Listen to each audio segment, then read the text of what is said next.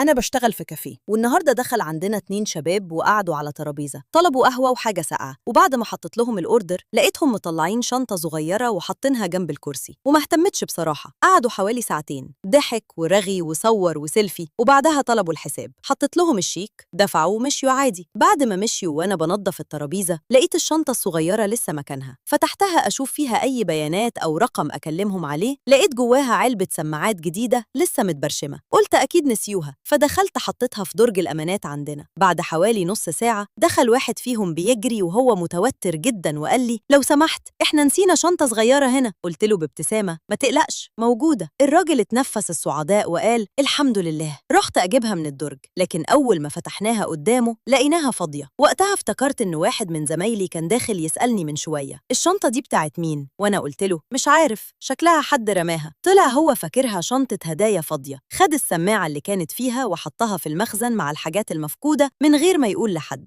المشكلة إن الشاب أول ما لقى العلبة فاضية اتوتر وقال السماعة دي ب7,000 جنيه ولو ما لقيتهاش هضطر أطلب الإدارة ونراجع الكاميرات. في اللحظة دي حسيت إن الأرض بتلف بيا. جريت على المخزن أنا وزميلي والحمد لله لقينا السماعة زي ما هي ورجعناها له قبل ما الموضوع يكبر. الشاب ضحك وقال أنا كنت فاكرها راحت خلاص. أما أنا فمن يومها بقيت أي حاجة ألاقيها على أي ترابيزة ما بقاش حتى أبص جواها قبل ما أسأل عليها.